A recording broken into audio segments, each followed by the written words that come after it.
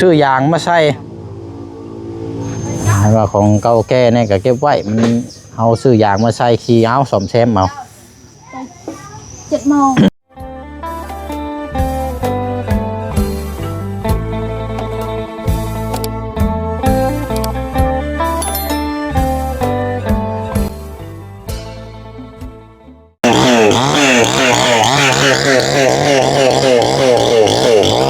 พี่น้องเนาะมาติดตามในช่องของทางพ่อน้องเปียวด้วยพี่น้องเด้อเนาะเบิกความสำเร็จน้ำกันอีกเนาะน่าจะรุ่งเรืองไปด้วยดีเนาะคลิปนี้ค่ะฝากเป็นกำลังใจด้วยพี่น้องเด้อเนาะ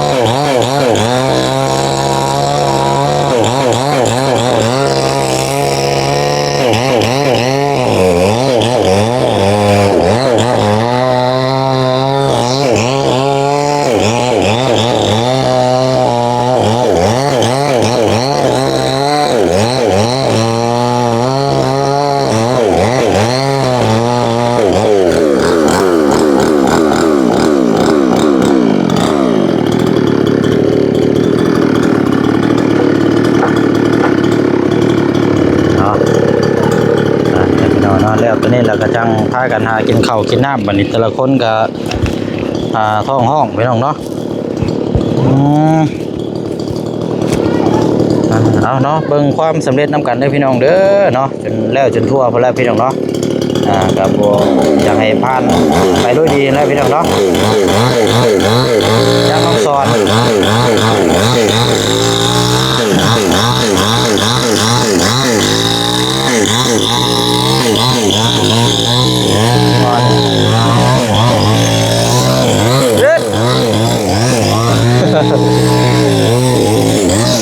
วิทย์อยู่วะเนาะ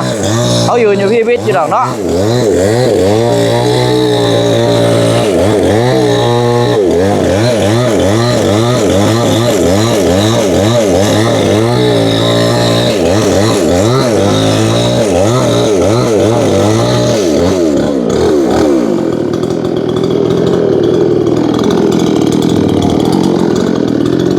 อะไรเนาะเบิ่งเด้อ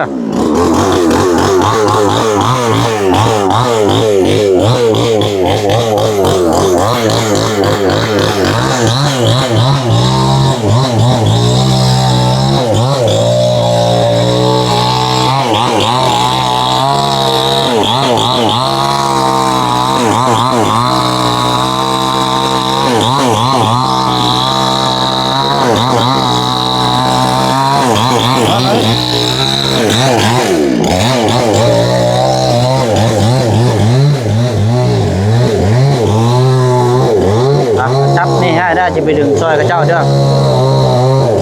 ประมาณนี้แหละเด้อจับแน่นๆรถไม่ต้องย่านมันเจ็บเดี๋ยวมันเห็นไหมบ้านนี่คนเด้อประมาณนี้แหละ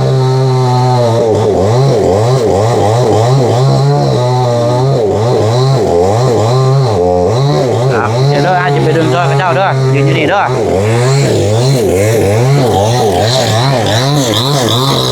เฮ้ยเนาะ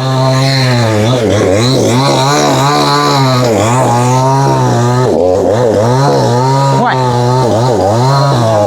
มันแน่นอยู่วะ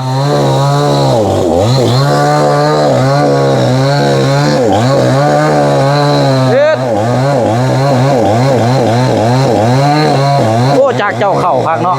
เราผลใหม่คักดีนี่ โชว์มันงานแล้วแข่งบ่ได้ คันว่าโซเก่งกูนี่ยังเข้าไว้เนาะ แข่งบ่ได้แล้ว ต้องซื้อใหม่อย่างเดียว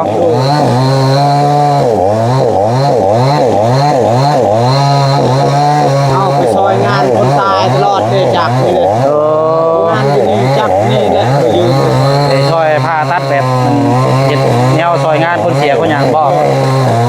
รอดเลยไปซอยเลย เอาเด้อใกล้แล้วเฮ็ดใกล้แล้วเฮ็ดเดิน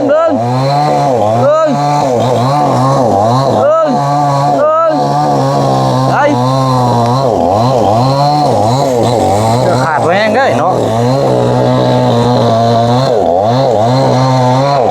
เดินเฮ็ด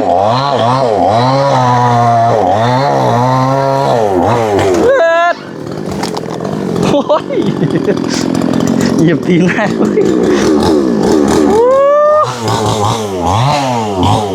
แล้วพี่น้องเลยเอายางมาที่รถละมันน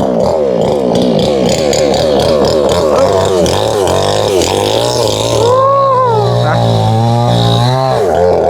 ไปเถอะโอ้เอาโอเควันนี้พี่น้องเลยนะมีตลาดตลอเก็บได้พูดแหละเนาะต้นตลาดอ๋อแต่โซ่ปัญญานี่ยังเข่าได้นี่เนาะ เอา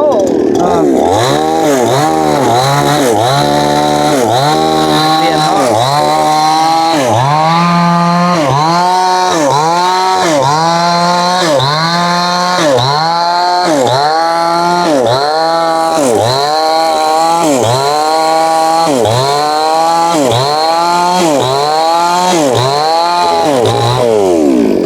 โอ้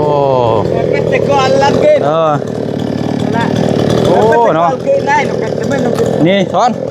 รถนี่ถ้าโจมได้แล้วคอยเตียนมาโ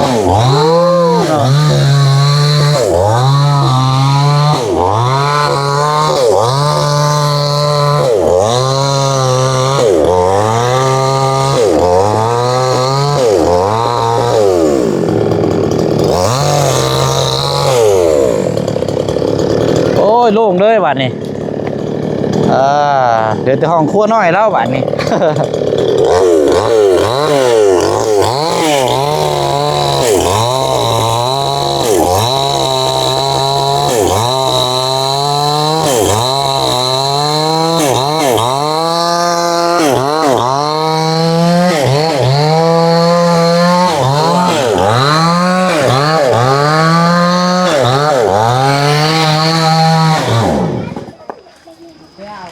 สั่งโรย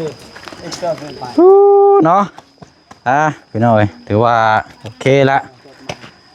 เดี๋ยวแต่ตัดเชียนนี่กับแมนตัวนี้กับกิ้งไปพุ่นอันนี้นี่คันว่าไผยังมาตัดเอาเฮ็ดเคียงนี่สามารถเลยนี่ได้ลายนั่นอยู่พี่น้อยเคียงนี่เคียงไม่ขามนี่มันทนมันหยาบบ่คือผู้เฒ่าไรกันผู้เฒ่านี่ยิ่งหยาบยิ่งพลอยอันนี้ยิ่งหยาบยิ่งแก่นอันนี้งานี่ช้อนมัดผ้าไว้เห็นงานดองเจ้าผูกแขนสีดองเจ้านี่นี่เด้อได้อยู่นี่เอาหน้า15รถ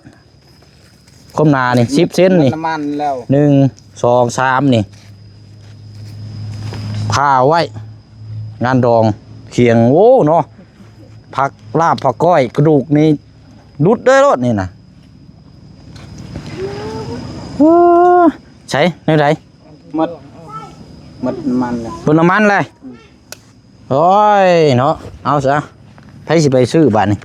ว่าไอ้นี่เจ้า อ่ะ จังเจ้าลูกยวนจังเลย30 ไปซื้ออยู่ในปั๊มก็แล้วมันจังได้ลายเอากระตุกนะเอาไปเอาในปั๊มรถเอา50สิเด้อเดี๋ยวก็เจ้าใช้นี่ลายเติบอยู่ดอกกันซื้ออยู่ในนี่เนี่ยมันน้อยไปซื้ออยู่ในปั๊มรถรถจักรเจ้าไล่ขี่ไปฮะ หนึ่งจัง โอ้ยน้ำมันเบิดเนาะ เป็นนี่ได้ทางนี้ ขาดตลอด ขาดตลอดดีแต่ได้จักน้องสอนมาซอยอีกแรงหนึงพี่น้องเอ้ยจันน่ะบ่แห้ง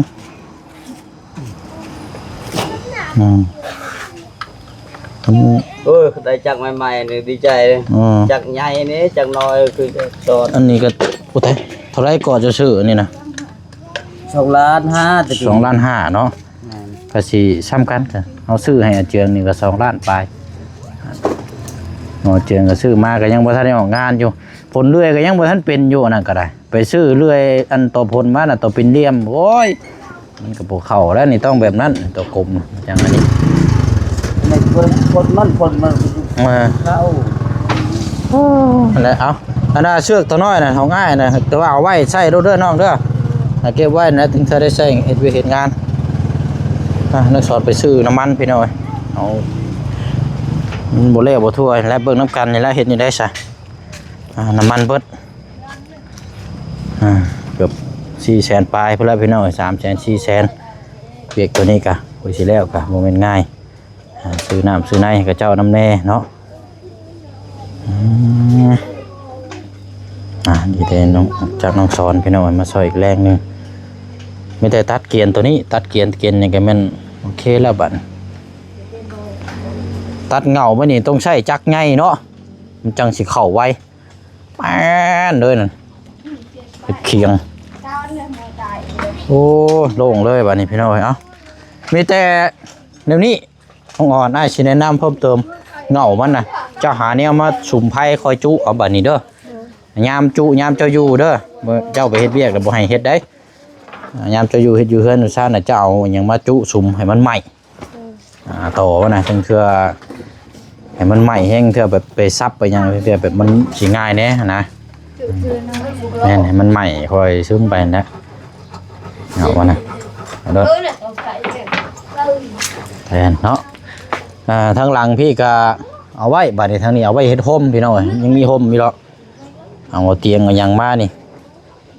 กินข้าวกินน้ำอยู่นี่ทำความสะอาดอยู่นี่คงมีแล้วก็กกบักไงหมากาโรคช้ำ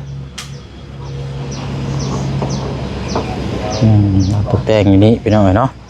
มันก็ให้มันเป็นหม่องเฮ็ดเฮือนเฮ็ดซ่านหม่องเฮ็ดให้อยู่เฮ็ดกินเด้อซะเนาะปล่อยให้มันโล่งไปเลยตัดออกไปเลยข้างๆเนี่ยไว้มันคงมีห่มอยู่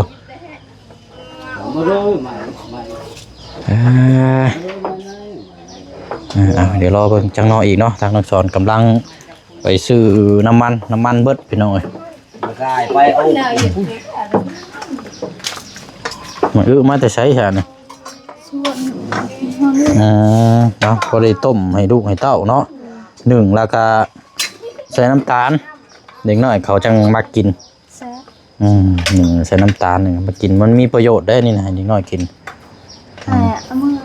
บ่เป็นยังอยู่ว่าน่าจะไม่กินอยู่หรอกมันไว้รถไปต้มให้ลูกให้เต้ารถกินนั่นแหละทางน้องจากกลายปีทีแล้วแม่นหลายปีอันนี้แหละอันที่เจืองไปยืมแล้วเราไปตัดชื่อต่อไผ่ตอนนั้นนะพี่น้องจากตัวนี้แหละยังป้าเนาะนั่นแหละขอบใจละลายเด้อขอบใจพี่น้องเลยปีนแต่เศร้าผลเรากะนอดจนนี่ก็เที่ยงเลยตัดเอาเจ้าคันว่ามีเวลาจะตัดเห็ดเคียงไว้นี่ แม่นะตัดเคียงเลย เห็ดตัดเคียงไว้ในเฮือนรถปัดดึงเถื่อยามมีงานมีอย่างคันว่าบ้านใกล้เฮือนเคียงพี่น้องว่าโอ้ยบุมีเคียงอยู่เฮือนคอยมีไปรถตัดเอาไว้ ใหญ่โพดสมิง ใหญ่ทำนี่แล้วไอ้พอดีกับเจ้าพันกระดูกมันจังคักจังบด มันน้อยแล้วมันแตก ใหญ่รถหน้า10รถแข้ง10แข้ง5รถ15รถมันยับไม่ขามนี่เนาะเอาปัดกวดบานนี่เห็นความสะอาดแปดแล้วโล่งแล้วพี่น้องคักแล้วโป่งแล้ว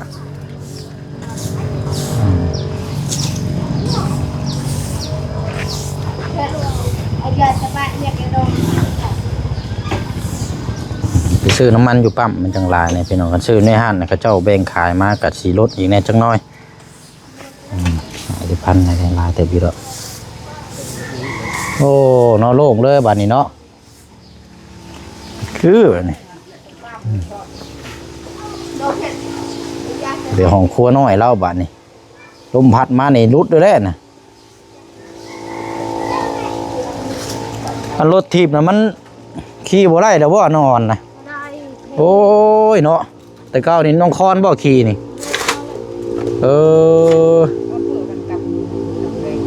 ต้องซื้อยางมาใส่ไปห้านซ่อมมาให้ซื้อยางมาใส่ครับเช็คคอเช็คยางอะไรตามเบิ่งนี่ก็สิประมาณนั้นแหละนี่ตัวนี้มันก็ยังดีอยู่มีแต่เปลี่ยนยางกับเช็คคอหันกับเบรกหันก็ได้แล้วนี่ไหวนี่แหละบ่ต้องขายให้เวียดเด้อมีเงินก็จังเอาไปซ่อมลายคุ้มลายความเด็กคือเอาไว้ให้ลูก เอาไว้ให้ซ่อมให้ลูกขี่ก็มีแต่เปลี่ยนแต่ยางกับเช็คคอหั่นนะบ่แพงปานใดหรอกให้ลูกมันซื้อใหม่มันก็แพงของใหม่กับของเก่าซุมื้อนี้ก็พอๆกันนั่นแหละของใหม่ก็ซ้ำฮอดของเก่าพี่น้องเว้าแม่นเพราะว่าซื้อมานี่เจ้าขี่นี่บ่พอ2-3เทื่อหลุดเบิดน็อตนี่คือสมัยแต่ก่อนว่าของเก่าแก่นี่ก็เก็บไว้มันเอาซื้อยางมาใส่ขี่เอาซ่อมแซมเอา7 โมงเจอจน2 โมง1 โมงปัดกวดเอาแล้วมีแต่ว่าอย่าดื่มตัวนั้นแล้วน้องอ่อนเด้อปูนเด้อสำคัญที่สุดเอาทรายกั้นไว้เดี๋ยวน้ำมันมาแต่ทะลักอย่ามันเปียกเด้อบางเครือมื้อใดมื้อหนึ่งเจ้าไปหาอยู่หากินฝนตกกลางเว้นเนี่ยบ่อยู่แล้วบ่มีไผเฮ็ดได้มาดเปียกโว้ยสอบหนึ่งสอบละแสนปลายพุ่นแนวกั้นไว้เลยโลดเด้อบ่ต้องรอให้มันมาเจ้ากั้นไว้เลยโลดบ่จะวากเอาทรายตัวนั้นแหละในพุ่นแหละโอเคใส่อันน่ะยู่ใส่ของทางกระเจืองได้บ่แล้วก็จังเอาไปคืนเราเล่อๆเด้อโดยตะแรงก่อนนั่นแหละพอดีแล้วเจ้าทรายนั่นทุกคนมานี่ก็จังอันนี้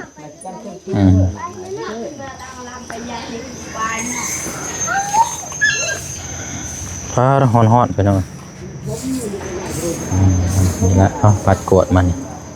โล่งไปหน่อยแต่ก่อนนี่ก็เจ้าก็ตัดตอนออกซื้อไปหน่อยตัดตอนออกแต่ว่างูเนาะงูลายงูมันขึ้นกงไม้แล้วมันโดดลงมาห่มไม้ห่มกะอยู่พุ่นแล้วพี่น้องข้างหลังพุ่นแล้วกงไม้ยังลายอยู่อันนี้ให้ตัดให้ออกให้มันเป็นมองเห็ดอยู่ให้กินอยู่เพื่อนอยู่ซ่านเราซาพี่น้องเนาะเพราะเนาะมึงมีเราก็พกใหญ่มากกว่าพี่น้องเต็มอยู่มึงมีนังได้พี่น้องเนาะแต่ว่ามันเบิ่งน้ำกันอีกจักเด็กจักน้อยเนาะก็สิได้หากินข้าวกินน้ำแล้วพี่น้อง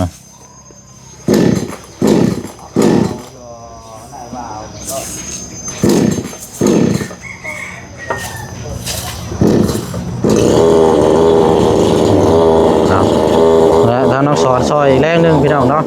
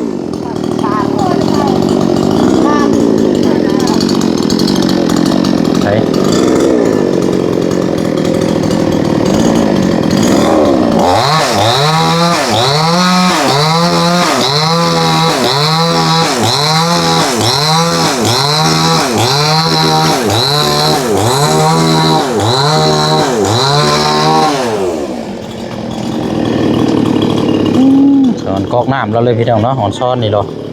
ยืนก๊อกน้ำก็จนท่วมหัวโคตรโพด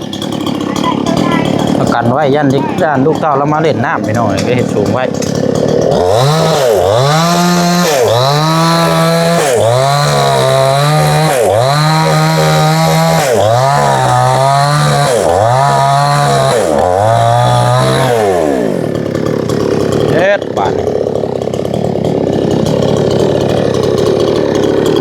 และมันชินีบเนาะ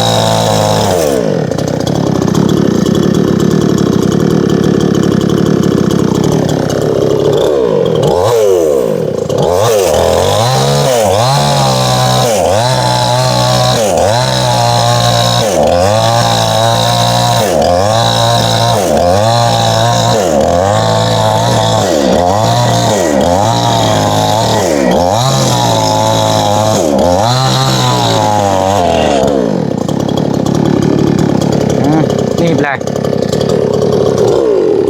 ตัดพืชก่อน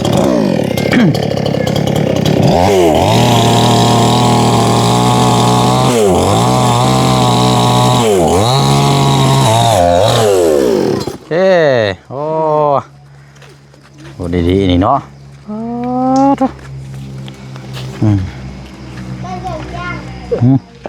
Mình nhai khi bố mẹ vị đang mình dầm nào vì chú tê được rồi chứ không ơi còn rụng một bên nó vuiคนทอดขี้ละอะไรเนาะบรรยากาศไปขอบใจหลายๆล่ะเด้อซ้อนเนาะเดี๋ยวให้กินข้าวกินน้ำก่อนละเอาเอ็ดไปบ้านนี้พี่น้อยโอ้ยซอยกันว่ากันพี่น้องเนาะพุ่นละมารอบพุ่นละจังมาติดตามเบอร์น้ำกันอีกขอบใจหลายๆเด้อเคียงหนึ่งก็เจ้าตัดไว้รถไปเอื้อนเจ้าแหละงานอย่างกับเจ้ามายืมกับเอาซอยกันเอาไอ้กับก็เด้อบันนี้เด้อนอนเด้อเอาอะไรเนาะคนไทยว่าให้มีภาษาสิ่งใดทางใดสิ่งนั้นทางหลักทางใดมูลบุญทางใดมันแสนขอให้เงินยาขอให้เงินเป็นสุขขอให้สุขสบายใจเด้อขอเทวดาแผ่เมลายทั้งหมดกับตัวอายเด้อสาธุทั้งหมดอาชีพทุกคนเด้อขอเทวดาแผ่หลายเด้อสาธุโอ้ยเอาโอเคเนาะเนาะไปพี่น้องเนาะไปคนละรอบหน้ารอบในพี่น้องจังมาติดตามน้ำกันอีกเด้อพี่น้องเด้อเนาะยังขาดงบพี่น้องเนาะไปเนาะหากินข้าวกินน้ำก้อนวันนี้พี่น้องไปพบเจอกันในคลิปหน้าถ้ามียังเพิ่มเติมเขตของทางน้องอ่อนเดี๋ยวมาแจ้งFC เฮาทำหูน้ำกันอีกเนาะพี่น้องเนาะ